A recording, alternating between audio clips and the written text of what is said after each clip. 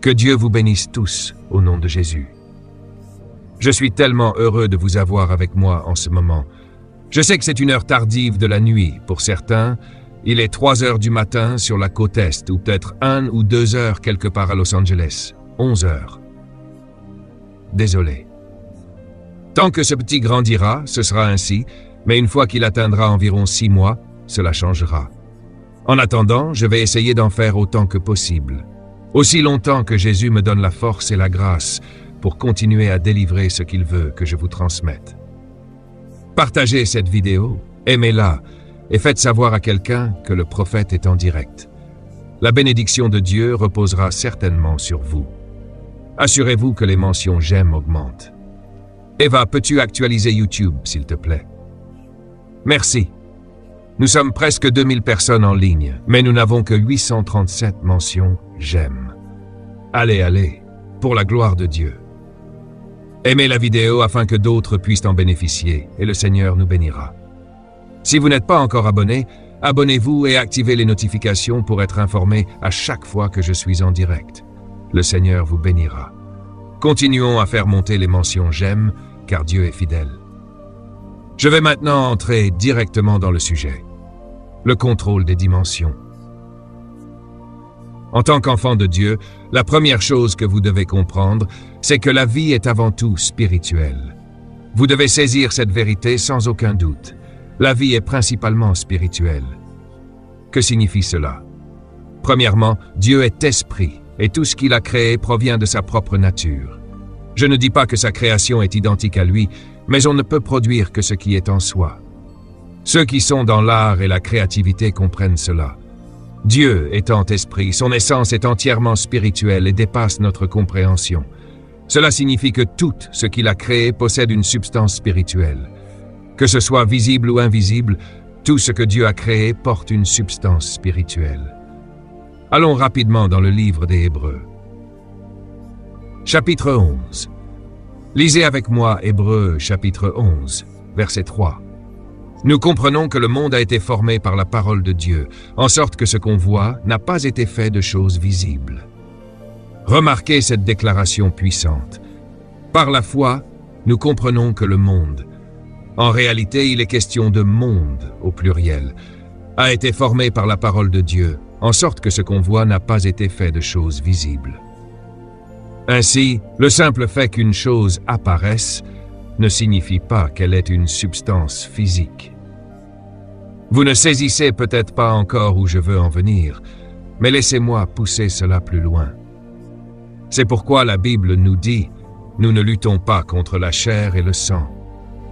Cela signifie que ce que vous voyez n'est pas nécessairement la vraie cause de votre combat.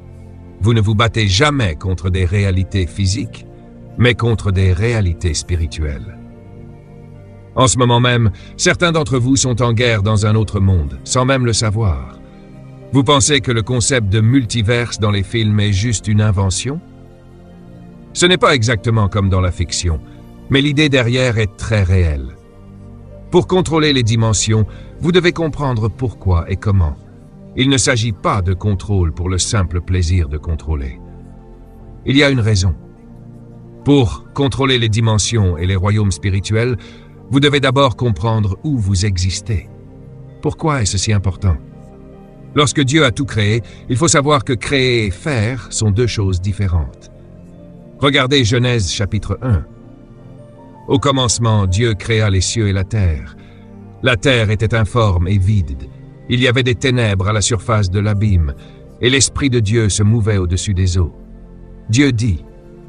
Lorsque Dieu a commencé à parler, il a formé ce qu'il avait déjà créé. C'est pourquoi nous lisons que Dieu disait que chaque arbre produise selon son espèce, et il vit que cela était bon. Mais quand vous passez à Genèse chapitre 2, l'histoire est totalement différente.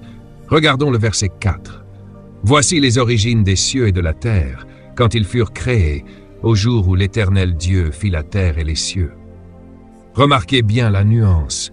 Voici les origines des cieux et de la terre, quand ils furent créés, au jour où l'Éternel Dieu fit la terre et les cieux. Dans la dimension spirituelle, il y avait déjà des générations qui s'étaient déroulées. Mais sur la terre, c'était le jour où Dieu les a faits. Cela signifie que la création n'a pas eu lieu dans le temps, mais le temps a commencé à être calculé à partir de Genèse chapitre 2. Comprenez-vous? Les cieux et la terre étaient déjà créés, mais lorsque la terre a été faite, elle a été manifestée dans une autre dimension, la rendant physique. Hébreux 11.3 nous révèle donc que ce que nous voyons provient de ce qui était déjà créé dans l'invisible. Ce que nous voyons dans Genèse chapitre 2 n'est donc que la manifestation d'une réalité qui existait déjà dans une autre dimension.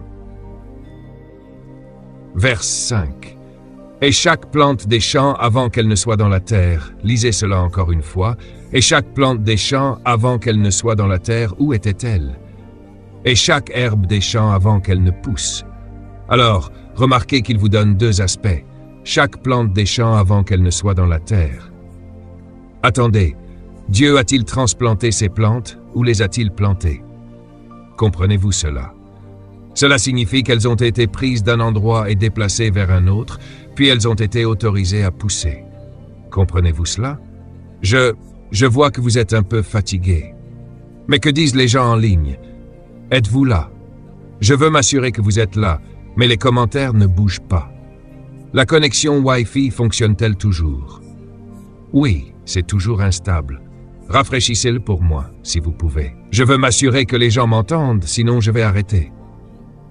Verset 6. Mais il s'élevait une brume de la terre qui arrosait toute la face du sol. Donc, Dieu arrosait simplement le sol, mais rien ne poussait parce qu'il n'était pas encore dans la terre. Et cela ne poussait pas. Mais si vous arrosez le sol, quelque chose devrait pousser, non? Non, rien ne poussait. Et l'Éternel Dieu forma l'homme de la poussière du sol et souffla dans ses narines le souffle de vie, et l'homme devint une âme vivante. Alors, d'où viennent les graines? Elles sont une conséquence d'Adam, car les plantes ne doivent pas pousser sans que quelqu'un ne travaille la terre.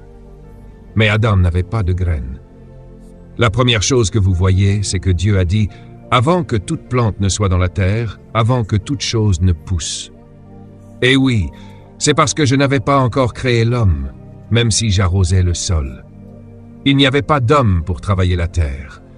Mais vous ne voyez rien pousser car vous devez travailler ou casser la terre pour que quelque chose pousse. Que voulait dire « il n'y avait pas d'homme pour travailler la terre » ? Vous remarquez qu'Adam était dans le jardin d'Éden, que Dieu avait lui-même planté. Ainsi, Adam n'avait pas besoin de travailler la terre dans le jardin. En fait, Dieu l'expulsa du jardin pour qu'il travaille la terre. Alors, qu'est-ce que cela signifie travailler la terre ? Cela signifie avoir la capacité d'accéder à des dimensions pour que les choses poussent. Waouh! Vous avez du mal à comprendre? Laissez-moi parler à ceux qui peuvent m'entendre. Vous avez du mal à cause de votre incapacité à contrôler les dimensions. La lutte vient du manque de compréhension des dimensions chez les croyants, car tout ce qui nous concerne, c'est la prière. Mais lorsque Dieu créa Adam, il lui dit de soumettre et de dominer. Il ne lui dit jamais de prier. Si la prière, laissez-moi le dire à nouveau, dans Genèse 1, 26, il est dit « Faisons l'homme à notre image selon notre ressemblance et qu'il domine ». Est-ce correct? Allez à Genèse 1, 26. Genèse 1, 26 dit « Faisons l'homme à notre image selon notre ressemblance et qu'il domine sur les poissons de la mer, les oiseaux du ciel. » Et Dieu créa l'homme à son image, à l'image de Dieu il le créa, hommes et femmes il les créa. Il les bénit et leur donna le nom d'Adam. Après avoir terminé, Dieu dit « Soyez féconds et multipliez-vous, soumettez la terre, ayez domination sur. » Voici le problème. Dieu ne leur a jamais demandé de prier. Dieu voulait qu'ils apprennent à accéder à ce qu'il leur avait donné et qu'ils ne pouvaient pas gérer. C'était ce qui devait les amener devant Dieu. La Bible dit de prier pour tout, ce qui est vrai. Mais certains d'entre vous sont devenus des bébés et prient pour des choses qu'ils ne devraient pas. Si Dieu vous a donné le pouvoir de faire quelque chose, vous le remerciez, car vous l'avez déjà. Quand vous ne l'avez pas, vous demandez à Dieu la compréhension et la capacité de soumettre cette dimension de votre vie, afin de répliquer le succès encore et encore. Mais la plupart des chrétiens sont devenus des mendiants, pensant être des guerriers de prière. Amen. Vous ne comprenez pas que la prière est une conséquence de la chute. Oui, il y a une manière de prier qui montre que vous n'êtes pas encore racheté. Et il y a une manière de prier qui montre que vous êtes de l'autre côté de la croix, du côté positif de la croix, que vous avez été racheté, restauré, que vous êtes en Christ Jésus. Votre prière est différente de celle de quelqu'un qui est de l'autre côté de la croix. Ce n'est pas pareil. Ce n'est pas pareil. Dieu ne leur a même pas dit de prier. Devinez quoi?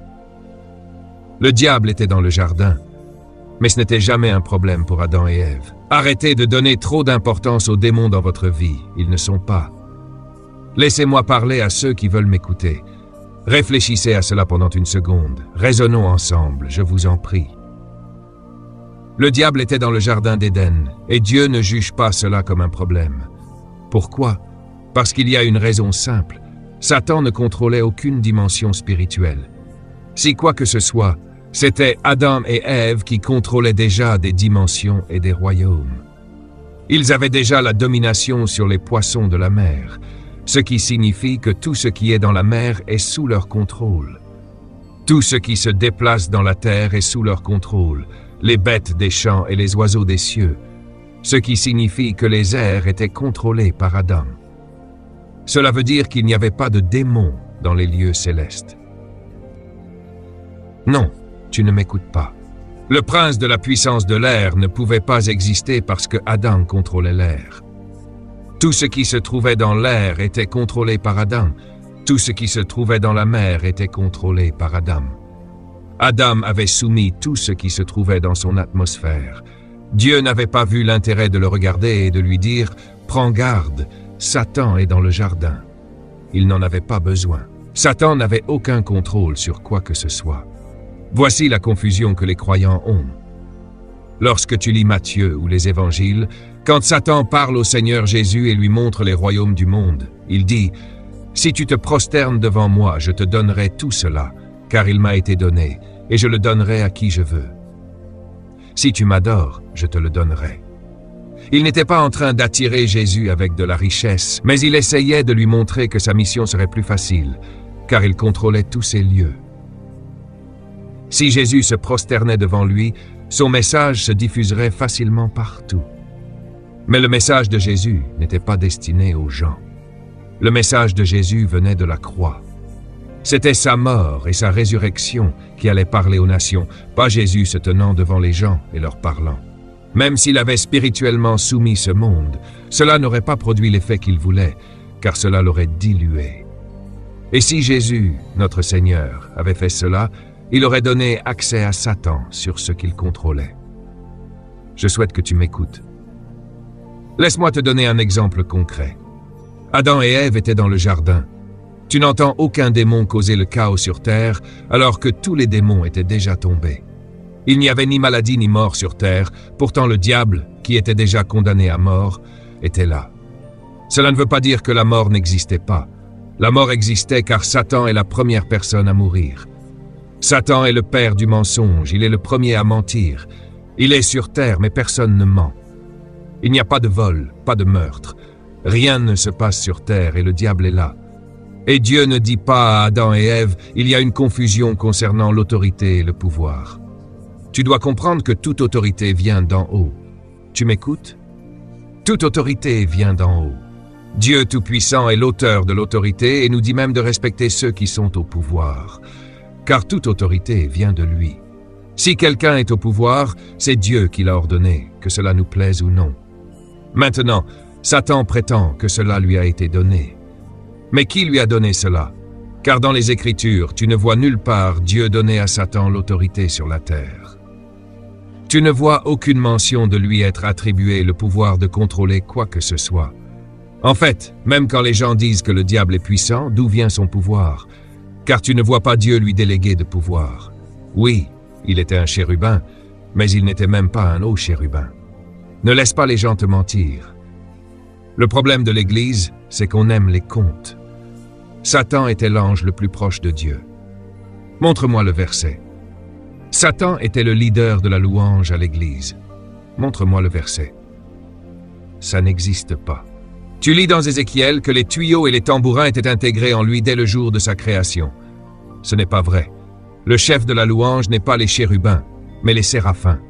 Ce sont eux qui chantent « Saint, Saint » jour et nuit. Tu ne vois pas Satan chanter de louange, tu ne vois pas de chérubins chanter de louange. Même si chaque ange adore, ils rendent hommage à Dieu. Mais arrête de donner au diable ce que Dieu ne lui a jamais donné. Il n'y a pas de verset pour ça. C'est un mensonge.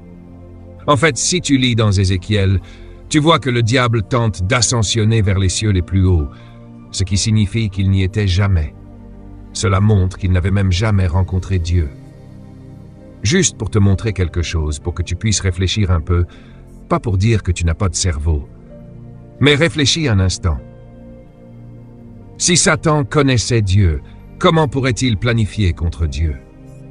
Si Satan savait que Dieu est omniscient, omniprésent et omnipotent, qu'il sait tout, qu'il est partout dans chaque dimension et qu'il contrôle tout, comment pourrait-il se positionner pour planifier contre Dieu en sachant que Dieu le saurait?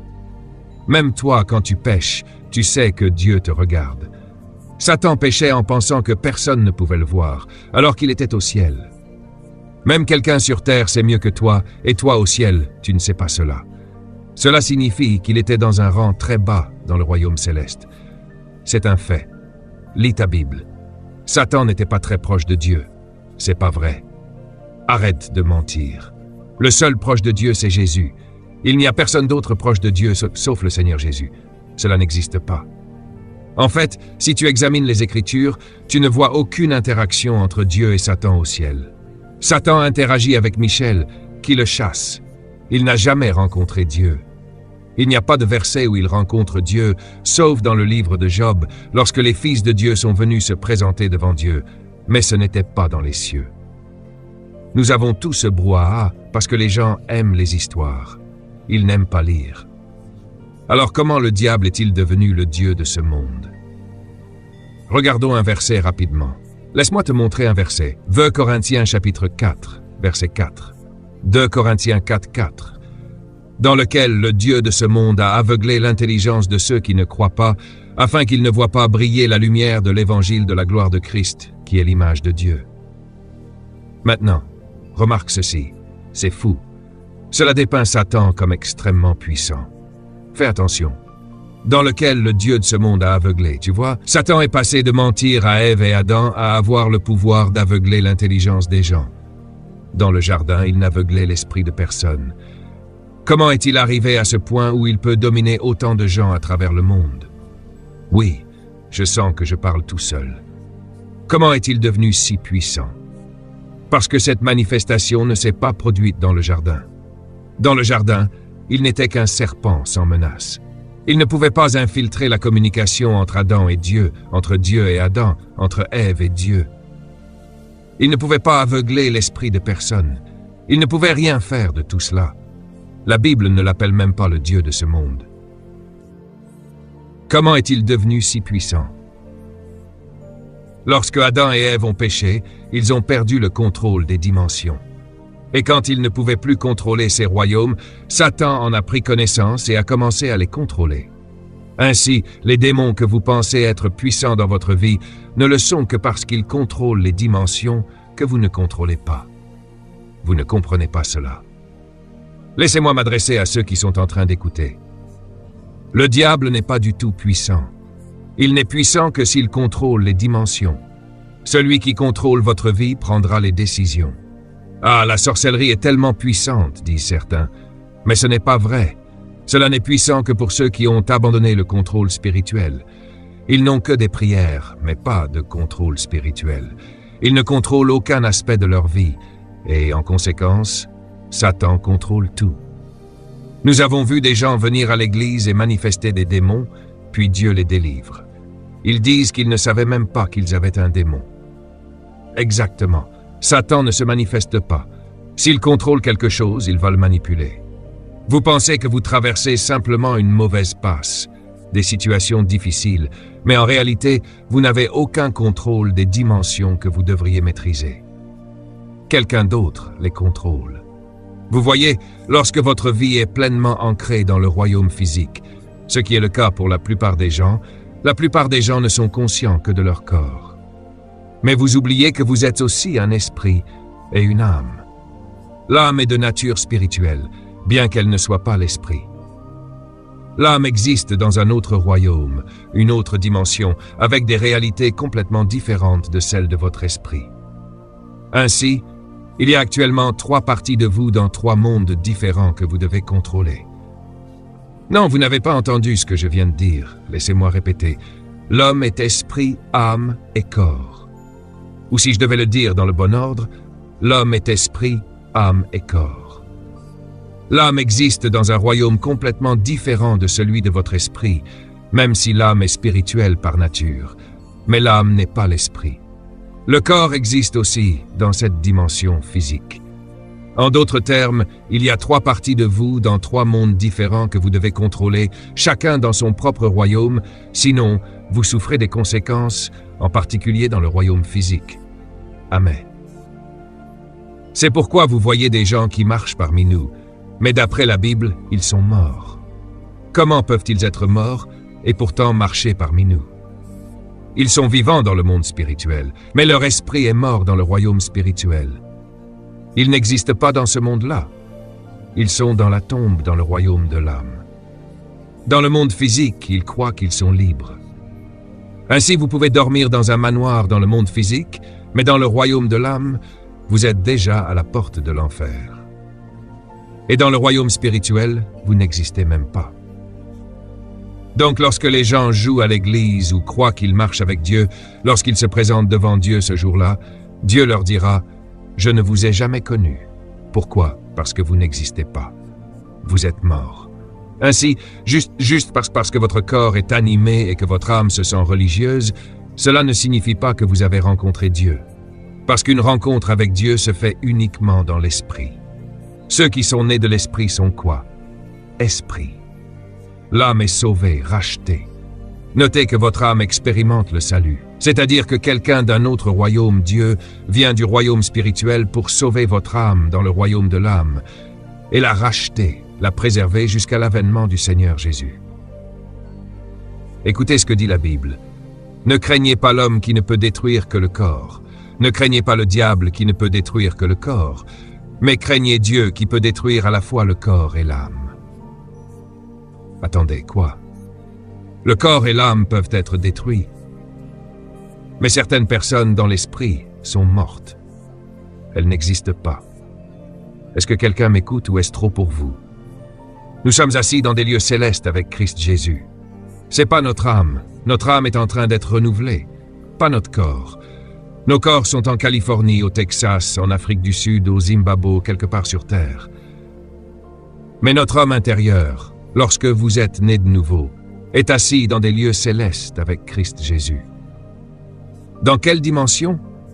Il n'a pas dit que vous êtes assis au ciel. Il a dit dans des lieux célestes, ce qui signifie que nous ne sommes pas tous au même endroit. Daniel était un homme de prière, un homme juste, mais il n'a jamais adressé l'esprit qui les a asservis à Babylone. Il était fidèle devant Dieu et fidèle devant son roi, extrêmement fidèle. Mais il y avait tant d'attaques démoniaques cherchant à le tuer, chaque fois que Dieu devait intervenir pour le sauver. Les 4 garçons hébreux jetés dans le feu, Dieu les sauve. Daniel jeté dans la fosse aux lions, Dieu le sauve. Ils ont été menacés de se faire couper la tête, mais ils ont continué à prier et à jeûner. Il y avait toujours un problème après l'autre, après l'autre, après l'autre. Pourquoi? Parce que Daniel n'a jamais contrôlé la dimension spirituelle dans laquelle il était planté. Il priait Dieu et disait « Père, révèle-moi ce qui va se passer ». Dieu est venu et lui a parlé, mais Daniel ne comprenait pas. Pourquoi? Parce qu'il ne contrôlait pas l'atmosphère spirituelle. Il continuait à jeûner, pensant que Dieu ne lui avait pas répondu, alors qu'il ne savait pas que Dieu avait déjà répondu. Cela signifie que, même s'il était un homme de prière, même s'il était hautement estimé de Dieu, il n'avait toujours pas pris soin des problèmes spirituels qui entouraient sa vie. Il continuait donc à prier et à jeûner. Dieu a décidé d'envoyer Gabriel pour lui expliquer ce qu'il avait vu. Remarquez que Gabriel est apparu physiquement. Pourquoi est-il apparu physiquement et pas en vision? Parce qu'il avait besoin que son âme comprenne. Dieu est venu par l'esprit et il n'a pas compris. Alors il avait besoin d'informations qui pouvaient satisfaire son âme, car ils ne pouvaient pas saisir ce qui se passait spirituellement. Alors maintenant, Gabriel arrive dans cette dimension et rencontre un homme appelé le prince de la puissance de l'air, qui lui dit « Non, tu ne peux pas entrer sur mon territoire, j'ai juridiction ici. » Il a donc empêché Gabriel de passer pendant 21 jours. Gabriel ne pouvait pas franchir ce mur, car une entité qui contrôlait Babylone empêchait un ange du ciel de venir, car elle dominait cette dimension.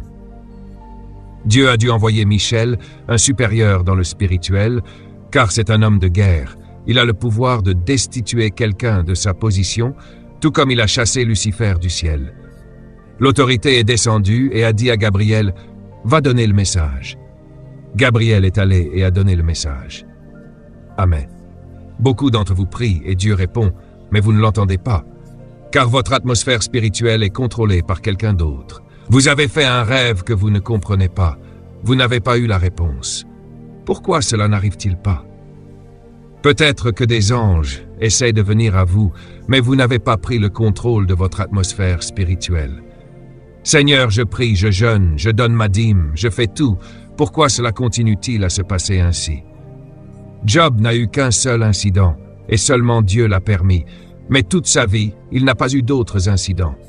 Il a fait tout pour que ses enfants soient purs et en sécurité devant Dieu. Mais maintenant, voici notre ami, Daniel, le grand prophète, qui lutte simplement parce qu'il n'était pas conscient que là où il se trouvait, il ne contrôlait pas l'atmosphère. Ce qu'il avait été suffisant pour se sauver lui-même, mais pas pour se délivrer. Amen. Ne confondez pas survie et délivrance. Daniel a vécu jusqu'à un âge avancé à Babylone. Ils y sont allés jeunes, et il a même reçu un nom babylonien, Belteshazzar. Il a servi chaque gouvernement qui est venu, mais il est resté un eunuque, un esclave. Vous pouvez servir Dieu toute votre vie et aller au ciel, mais vous n'avez jamais contrôlé votre atmosphère spirituelle, et vous lutterez.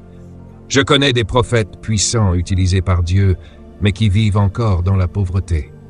Je connais des chrétiens fidèles dans leur dîme, leur service à l'Église respectueux, mais leur situation ne change pas. Pourquoi? Parce que l'atmosphère est contrôlée par quelqu'un d'autre, pas par eux.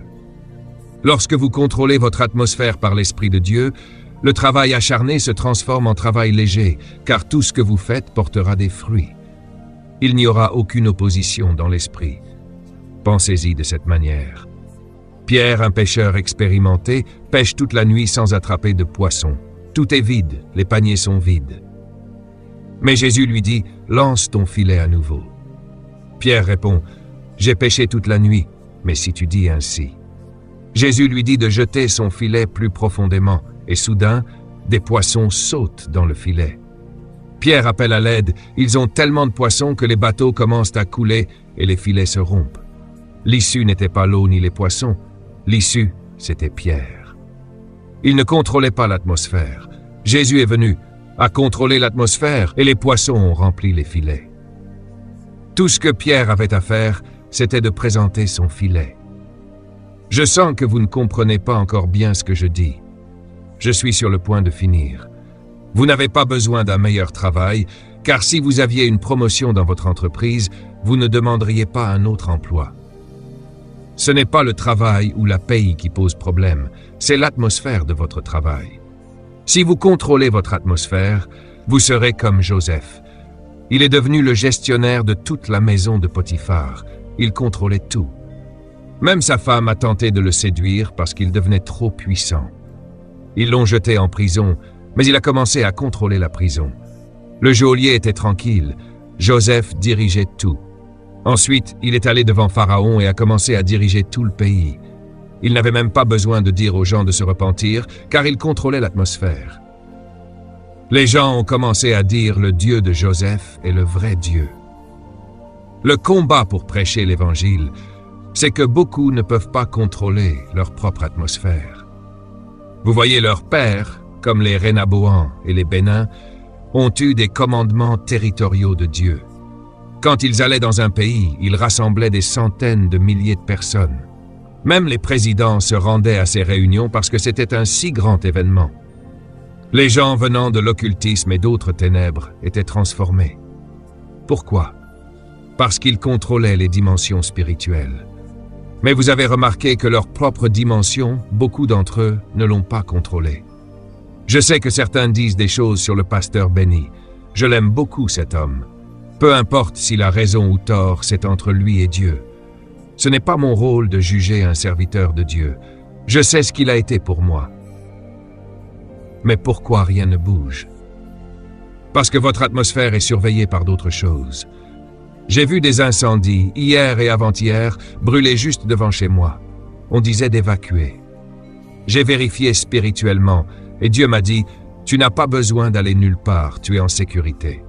Rien ne viendra près de toi. » J'ai dit à la maison, « Nous n'avons pas besoin d'aller nulle part, nous sommes en sécurité. » Et tout le monde courait, mais nous étions en paix. Voici la traduction des sous-titres que vous avez fournis. Je vous dis que le feu brûlait à moins de 2000 de moi. Je le regardais depuis ma salle de prière, c'était sauvage. C'était comme si vous regardiez une apocalypse. C'était fou, fou. Les incendies, la police a verrouillé toute cette zone. C'est encore verrouillé jusqu'à maintenant. Vous ne pouvez pas y accéder. Non, seuls les résidents peuvent y entrer. Mais soudainement, personne ne peut simplement traverser. Pourquoi? Parce que d'abord, ils disaient qu'ils ne voulaient pas que les gens pillent les propriétés. Mais ils ont verrouillé ça. Si vous ne prouvez pas que vous vivez là, vous n'êtes pas autorisé à entrer. Vous ne pouvez pas entrer. Dans toute cette zone, c'est ainsi que les démons agissent. Ils peuvent apporter le feu dans votre vie et vous bloquer pour accéder à ce feu afin de pouvoir l'éteindre. Ils peuvent commencer à contrôler qui entre, qui sort, qui ne sort pas, qui ne rentre pas. Mais il y a des personnes qui ont de l'autorité, qui viennent, et quand ils les voient, elles doivent fuir. Elles doivent les laisser passer. Comment contrôlez-vous les dimensions? Comment contrôlez-vous les dimensions? La Bible dit « Tout ce sur quoi vous poserez vos mains ». Il n'a pas dit « Si vous priez et posez vos mains », il dit quoi? « Tout ce sur quoi vous poserez vos mains prospérera », ce qui signifie que je n'ai même pas besoin d'être dans la bonne carrière. Tout ce maintenant, vous ne m'écoutez pas, êtes-vous sûr de m'entendre? Tout ce sur quoi vous poserez vos mains, tout prospérera. Je vais vous dire quelque chose sur ma vie personnelle. Je ne fais pas de choses qui échouent, c'est impossible. Désolé, Psaume 1:3. Et il sera comme un arbre planté près des ruisseaux d'eau qui porte du fruit en sa saison. Sa feuille ne se fanera pas et tout ce qu'il fait prospérera. Je vais le lire encore une fois. Il sera comme un arbre planté près des ruisseaux d'eau qui porte du fruit en sa saison. Sa feuille ne se fanera pas et tout ce qu'il fait prospérera. Je veux que vous m'écoutiez et m'écoutiez clairement et je veux que vous prêtiez attention du mieux que vous pouvez. Je veux que vous prêtiez attention du mieux que vous pouvez, s'il vous plaît. Prêtez attention du mieux que vous pouvez. Dieu n'a pas dit que vous prospérerez si vous suivez la carrière que j'ai ordonnée. Quand vous atteignez un certain niveau avec Dieu, peu importe où vous êtes, vous prospérez. Amen. En Christ, nous accomplissons notre destinée, pas la prospérité. Amen. En Christ, nous accomplissons notre destinée, pas la prospérité. La prospérité est le résultat de la bénédiction. Le salut est le résultat de la destinée. Car ceux qu'il a connus d'avance, il les a aussi prédestinés. Ce sont deux choses différentes. Elles ne sont pas les mêmes. Comment contrôlez-vous les dimensions? Je vous verrai vendredi. Je vous verrai vendredi pour la deuxième partie. Je suis sérieux, j'ai passé mon coup. Bébé se réveillera bientôt, il est minuit, dans environ 30 minutes. Ce gars va se réveiller maintenant. Je suis sérieux. Je vous verrai donc vendredi pour la deuxième partie. Mais savez-vous pourquoi je fais ça? Je veux que vous regardiez cela et que vous compreniez à quel point il est critique. À quel point il est critique, à quel point il est critique pour vous de contrôler les dimensions. Amen. Tout ce que je vais dire d'ici la fin de l'année est le même thème que nous avons prêché depuis Toronto, l'onction du trône. Amen. L'année prochaine, l'année du trône. Amen.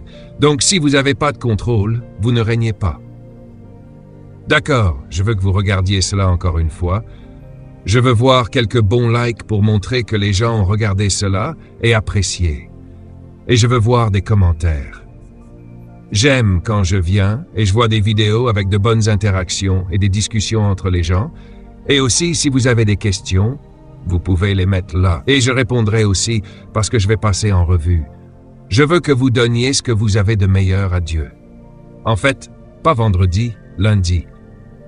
Lundi, car vendredi je serai à New York pour prêcher avec mon père samedi, puis je serai ici pour le service du matin. Je ne vais pas manquer dimanche. En fait, je ne vais manquer aucun service. Je serai là dimanche pour le service, et ensuite lundi, nous ferons la deuxième partie. Amen. Je veux que vous apportiez ce que vous avez de meilleur. Écoutez-moi bien. Je veux que vous apportiez ce que vous avez de meilleur pour donner à Dieu. Et quand nous reviendrons, je prierai pour vous. Allez vite et donnez, et ensuite nous serons de retour. Amen. Amen. Nous remercions encore le Seigneur pour notre prophète qui est venu et a massé notre esprit et notre mentalité ce soir sur le contrôle des dimensions. Très important. Laissez-moi vous rappeler d'abord, service prophétique demain soir à 19h30. Si vous n'êtes pas ici en Californie, assurez-vous de vous connecter. Il y aura une parole qui changera la vie. Je veux aussi vous rappeler notre service du réveillon du Nouvel An le 31 décembre. S'il vous plaît, venez ici, voiture, avion, peu importe, à mesure que nous passons dans la nouvelle année, nous serons dans la dimension du trône, comme le prophète nous l'a déjà dit. Amen. Donc assurez-vous de venir. Si vous n'êtes pas en Californie, venez à l'église Révélation. Le service du réveillon du Nouvel An le 31 décembre à 20h. Amen. Amen. Et encore une fois, nous remercions Dieu pour l'enseignement de ce soir sur le contrôle des dimensions et l'influence de nos atmosphères. Je prie que vous ayez été illuminés et que vous ayez été mis au défi, afin que lorsque nous reviendrons lundi, nous puissions recevoir le sol et prêt à recevoir la semence. Amen. Prions. Père, nous te remercions pour notre prophète et notre prophétesse. Bénis-les, bénis leur famille ce soir, fortifie-les, donne-leur ce dont ils ont besoin. Continue de pourvoir à leurs besoins. Bénis l'Église Révélation. Père, à mesure que nous passons à travers les ondes, que des vies soient changées. Père, nous te remercions d'avoir fait de nous des instruments de changement et d'avoir donné autorité et contrôle sur nos atmosphères et nos dimensions, même sur les plateformes utilisées pour la diffusion du message à travers le monde. Nous te remercions que les gens aient été mis au défi ce soir, que des esprits aient été changés ce soir. Et même lorsque nous nous reposerons, Père, nous te remercions maintenant que nos atmosphères commenceront à changer avant même que nous rentrions chez nous. Que nos atmosphères et nos dimensions commencent à changer. Que notre manière de penser, les dimensions, notre manière de penser le contrôle des choses, parce que tu nous as déjà donné le contrôle, tu nous as donné de l'influence, et nous te remercions d'avance pour le changement dans nos vies. Nous ne attendons pas jusqu'au 31 janvier, nous changeons maintenant. Nous te remercions maintenant. Nous anticipons ce que tu vas faire, de grandes et puissantes choses. Seigneur, nous te remercions maintenant pour répondre à chaque besoin représenté ici, guérir, délivrer et libérer. Nous te remercions au nom de Jésus. Amen. Que Dieu vous bénisse, que Dieu vous bénisse. Cela coûte cher, mais cela en vaut la peine. Quand je marche à travers la vallée de l'ombre de la mort, je ne crains véritable preuve de la présence du Saint-Esprit dans une vie est la puissance. Votre vie doit être contrôlée par ce qui est bénéfique. Ne pleurons jamais lorsque nous sommes confrontés à des défis. Nous nous tenons debout et regardons le diable droit dans les yeux et disons, quoi que tu fasses, je suis plus que vainqueur.